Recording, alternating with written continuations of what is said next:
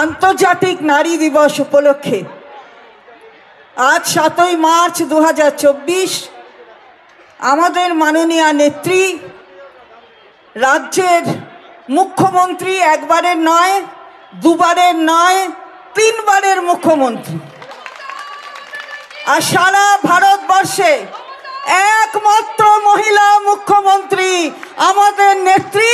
তিনি আজকে নেতৃত্ব দিয়েছেন। হাজারে হাজারে মহিলা ছাত্র যুবরাও আমাদের সঙ্গে ছিল।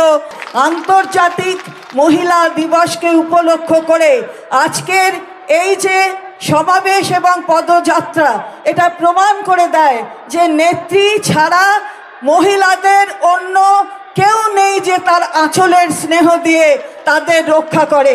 কালকেও বিজেপি নেতারা বলে গেলেন এখানে নাকি মহিলারা সবচেয়ে বেশি নির্যাতিত হন।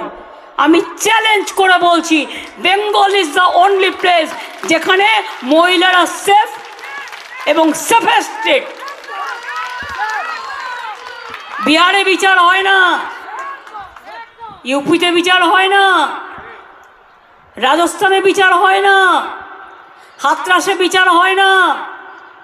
মণিপুরে যখন মহিলারা জ্বলছিল আর নেকেট প্যারেড হচ্ছিল, কোথায় ছিলেন বিজেপি নেতারা? क्या पिंटू बाबू इतना गुस्सा क्यों है? জিজ্ঞেস করুন, হাতরাস যখন জ্বলছিল আপনারা কোথায় ছিলেন?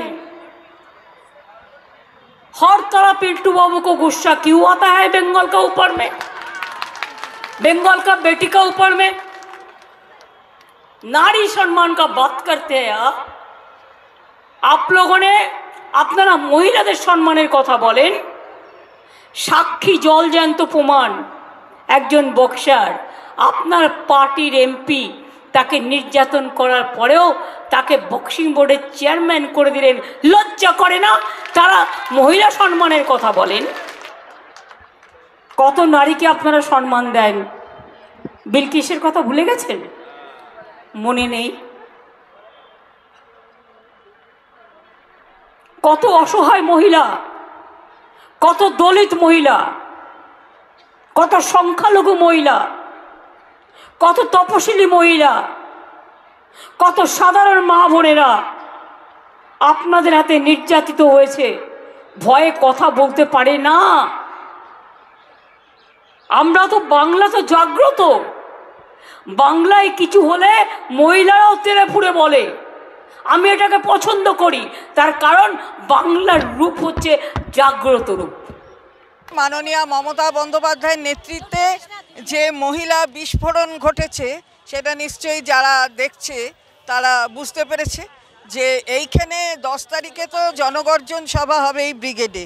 তার আগে কিছু মহিলাদের গর্জনটাই ওদের কানে নিশ্চয়ই পৌঁছে গেছে, কারণ আমরা তো কলকাতার মুখ্যত কলকাতার জেলা এবং তার সঙ্গে সংলগ্ন 2-1টা জেলার সামনের দিকে যারা তাদেরকে আজকে আসতে বলেছিলাম, তো তাতেই দেখা গেল।